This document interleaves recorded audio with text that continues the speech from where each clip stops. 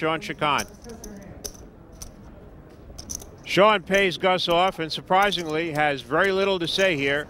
Knows he was just outplayed. Back to our featured table now. Daniel Negreanu and Evelyn Ing. You gonna trash talk me at all? I was gonna do a lot of trash talking, but it's hard to trash talk you. You might beat me up. Yeah, this is an intriguing matchup, and not just because both players are extremely talented. Negreanu and Ing have a long history together. Evelyn and I, we met in a pool hall when we were 17 years old. I was 17, she was 16, and we were little pool hustlers. We dated for about a week. And then after he dumped me, we didn't see each other for quite a while. And then about a year and a half later, we met again, and this time we were playing poker. He really taught me the value of friendly competition, that you can be friends with somebody, but at the poker table, you're out there to win. The thing that's brutal is 2 days ago, we just had dinner, and I was giving her all the strategy advice and tips. And it's like, now it's gonna bite me in the butt. That was a very interesting story. Only thing that didn't make sense to me is he dumped her. Is that what she said? Yeah, I caught that part too. She said he dumped her, right? It struck me as well. 7-4 suited, Ing raises to 1200. And on suited Jack 9, Daniel will call. Evelyn showing a little spirit here, raising with the 7-4 diamonds. Boy, an interesting flop. 4-3 Jack, 2 diamonds. Very interesting. Gives Evelyn a flush draw and a pair of fours, and Daniel Negreanu's got top pair jacks. Evelyn has a sizable chip lead here. And after Daniel checks, she bets 1,600.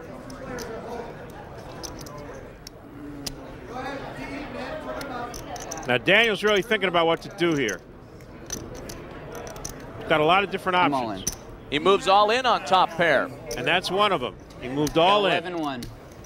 And as you can see, it's almost an even percentage. If Evelyn would call, she'd be even money to knock Daniel out of the tournament. I'll tell you what you should have done after you do what you do. Okay, I promise I'll give you the honest answer. Whatever you do, I'll tell you what you should have done. I know what the right play is with your hand. You've got like King 4 diamonds or something, right? No? Smaller?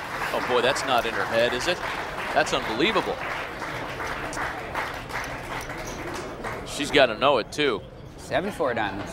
No way! You should have called. Really? Yeah. You had too many outs. I had a jack, but you should have called. You got to gamble. You would have won. What came? Can we see? You would have made 2 pair. I would have? Mm-hmm. That's legal? No rabbit hunting. It was a deuce of spades and a 7 of spades. Really? Well, Daniel read Evelyn's hand so well that she was afraid to call. Now he's telling her she would have won the pot and knocked him out of the tournament. I don't know if I believe that, but Daniel is definitely into Evelyn's head right now. Considerably less talking going on at the moment between Shawn Chacon and Gus Hansen. Suited connectors for Chacon as he raises to 600. 10-6 offsuit for Hansen. And Gus Hansen never met a hand he didn't like. He calls, of course. Flop comes 10 and a pair of 8s. Terrible flop for Gus Hansen. Shawn has flopped trips, 3 8s, and Gus Hansen has a pair of 10s. Hansen checks. And Shawn checks. Turn brings a 4th 8 for Chacon. Shawn has got quads, and Gus Hansen has a full house. Gus Hansen cannot put Shawn on an overpair. He's got to believe the best hand Shawn could have is the same full house he has. 8s full of 10s. Chacon bets 1,200 after Hansen checked. It's a good bet. Gus is going to raise him here. He raises to 2,600.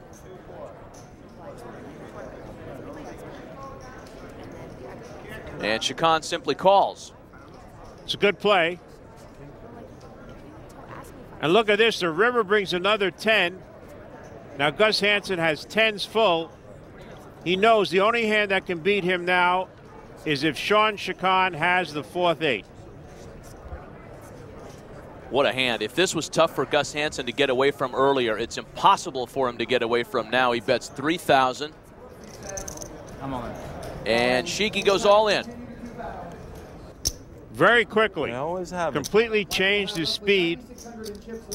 It is 85, right? Yes. And Gus knows now that Sean is not bluffing. Sean either has the same full house as he has, and he'll split the pot, or Sean has the 4th 8. He calls. Huh? Throw it away. Throw it away. Throw it away, bro. Sean is telling Gus to throw his hand away, but he's not showing him the 4th 8. Yeah, what can I do? I have the loser. Sean wants to go on the honor system here, saying I have 4 8s. Now he slams it down on the table. Gus shows a 10 and a full house, 10's full of 8s. And Sean has just won some more friends. Sean doubles up here. She got all the heart in the world, bro. Give me that money. All the heart, none of the manners. Where do we join the Mike Matusow fan club?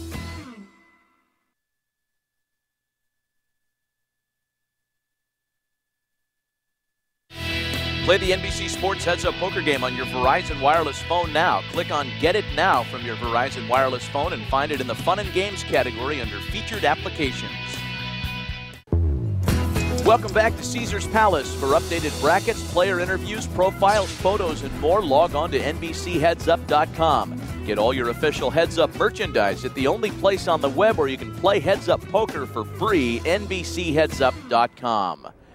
We take you back to the tables where there's an all-in situation between all-time great Doyle Brunson and John Juanda. There is gambling going on at this table here. John Juanda went all in with a pair of 3s, and Doyle Brunson called his last 15,400 with a king 10 offsuit. Somebody's going to get lucky. Real close. You see the percentages. Flop comes 8-9-8.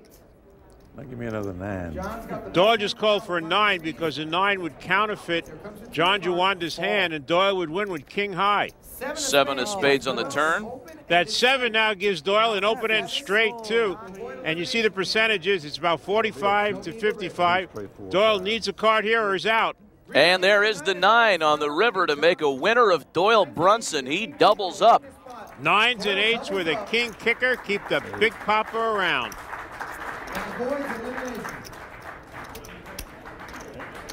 We now move back to our featured table. Outback, I'm going to be the poster boy for Outback Steakhouse. What? Always feels good when you tell a joke and somebody says, what? Negreanu via the Outback pocket cam with suited 7-5. He calls. You sound like you have experience with that. Yes. Been on a lot of dates and try to be funny and got a lot of whats. Evelyn Ing raises to 2,100 on Queen Jack offsuit. And Daniel calls with a 7-5 of clubs. Flop comes 10 Jack 4, a couple of clubs for Daniel. And Evelyn is flop top pair. I'm sure she would prefer if there weren't 2 suited cards out there. And bets 2,600 on it. Now Daniel has his flush draw, but Evelyn raised pre-flop. And there's a possibility that Evelyn might have 2 higher clubs. It's one of the things Daniel has to ponder in this hand as he decides what to do.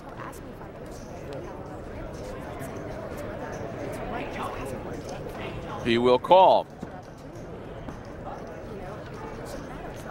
On the turn, and Daniel hits his flush with the 6 of clubs. From Daniel's look there, I think he's supremely confident that Evelyn doesn't have a flush.